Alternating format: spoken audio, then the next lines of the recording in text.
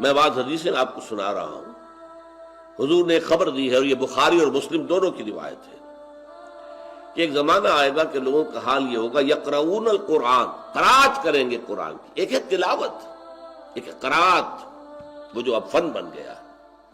ولا یجاوز حناجرہم، لیکن وہ قرآن ان کے حلقوں سے نیچے نہیں اترے گا، دل تک کبھی نہیں جائے گا، نہ دل میں داخل ہوگا نہ دل سے نکلے گا۔ یمرقون من الدین مروق السهم من الرمیہ، وہ دین سے ایسے نکل جائیں گے جیسے کہ تیر کمان سے نکل جاتا۔ یہ ہے ایک فنکار، جیسے گویے فنکار ہیں ایسے ہی اس کو بھی ایک فن بنا لیا گیا، یہ اسلام میں پسندیدہ نہیں ہے۔ پھر قرآن مجید کی تلاوت کرنا، ایک ایسا شخص جو سودی کاروبار کر رہا ہے قرآن پڑھ رہا ہے، صاف فرما دیا گیا، ترمذی کی روایت ہے حضرت صہیب رومی سے، ما آمن بالقرآن من استحل محارمہ، جس شخص نے قرآن کی حرام کردہ چیزوں کو اپنے لیے حلال ٹھہرا لیا ہو، اس کا قرآن پر کوئی ایمان ہی نہیں۔ جب ایمان ہی نہیں تو تلاوت سے کیا فائدہ ہوگا؟ اور ایک سب سے زیادہ سخت روایت ہے، مسند احمد ابن حنبل کی ہے، اکثر منافقی امتی قراؤہا، میری امت کے منافقین کی اکثریت قاریوں پر مشتمل ہوگی۔ بہرحال اللہ اس سے تو بچائے، لیکن جو میں نے آپ کو صحیح طریقہ بتایا، ٹھہر ٹھہر کر اپنی اچھی سے اچھی آواز میں تجوید کا لحاظ کر کے، کہ با کیسے نکلتا ہے، تا کہاں سے نکلتا ہے، ٹپ آف دی ٹنگ سے تا، ہا حرف سے نکلتا ہے، حمزہ علیحدہ شین، الف اور عین میں کیا فرق ہے، یہ چیزیں معلوم ہونی چاہیے، سین اور شین کا فرق معلوم ہونا چاہیے، اور اس میں انسان چھوٹا کاف اور بڑا کاف، قلق کاف بڑا جو ہے قلقلے کے ساتھ نکلے، اس کے ساتھ جو ہے یہ اپنی جگہ ہے۔ یہ تو جو بھی لوگ چاہے وہ عمریں ان کی 50 برس ہو گئی ہو، لیکن اگر انہوں نے قاعدہ یسرنا القرآن کسی قاری سے نہیں پڑھا ہے،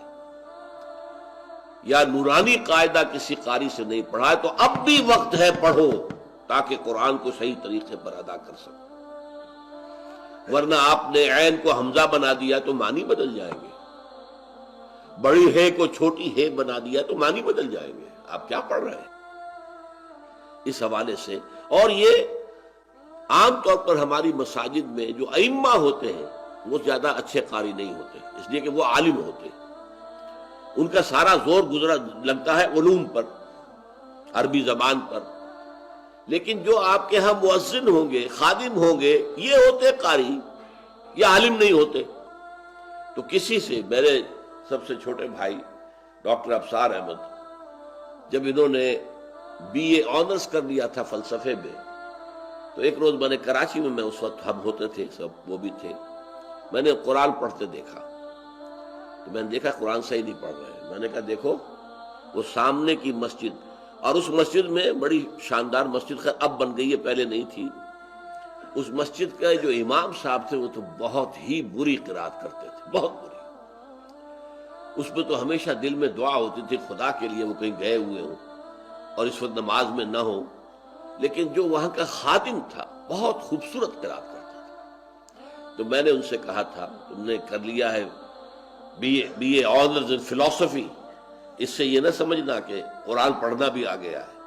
اب اس کے سامنے زانو تلمس طے کرو، وہ جو ہے جو خادم ہے مسجد کا، مؤذن ہے، اس کے سامنے بیٹھو اور اس سے یسرنا القرآن یا جو ہے نورانی قاعدہ پڑھو۔ تو یہ ہے تجوید بہت ضروری ہے، بہت ضروری ہے۔ ایک ہے قراءت کے اندر خاص صناعی پیدا کرنا، خاص جس سے کہ لوگ خوش ہوتے ہوں، سانس لمبا کھینچ لیا ہے، اس پر نعرے لگ رہے ہیں، پھر یہ نہیں، بلکہ قرآن مجید کو ہم نے دیکھا ہے، جو استاد القراء تھے خلیل حسنی، وہ زیادہ لمبا سانس کرنے کی طرف جو ہے وہ توجہ نہیں کرتے تھے، ہاں آیت ہی لمبی ہے تو وہ لمبا چلاتے تھے تاکہ آیت کے ساتھ ختم ہو جائے۔ قاری عبد الباسط سبز جو ہے ان کا تو یہ تھا لمبے سے لمبا سانس، اور اسی پر پھر نعرے لگتے تھے۔ بہرحال دیکھیے، ایک ہے قرآن کی تلاوت، ایک ہے قرآن کی ترتیل، ایک ہے قرآن کی قرأت، میں نے ان کے فرق آپ کے سامنے واضح کیے۔ وَاتْلُ مَا أُوحِیَ إِلَيْکَ مِنَ الْکِتَابِ، تلاوت کرتے رہا کرو بطرز ترتیل، رتلناہ ترتیلا، اللہ نے اتارا بھی ہے تھوڑا تھوڑا کر کے، اسی طرح اس کی ترتیل ہونی چاہیے پڑھنے میں بھی۔ اس سے تمہارے اندر ایمان راسخ ہوگا، اور ایمان راسخ ہوگا تو تم ثابت قدم رہو گے، بڑی سے بڑی تکلیف، بڑی سے بڑی آزمائش، بڑے سے بڑے امتحان میں کھڑے رہو گے،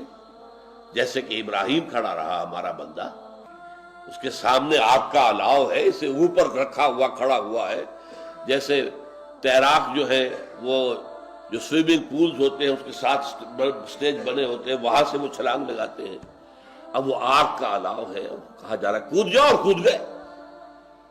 بے خطر کود پڑا آتش نمرود میں عشق، عقل ہے محو تماشائے لبے بام ابھی۔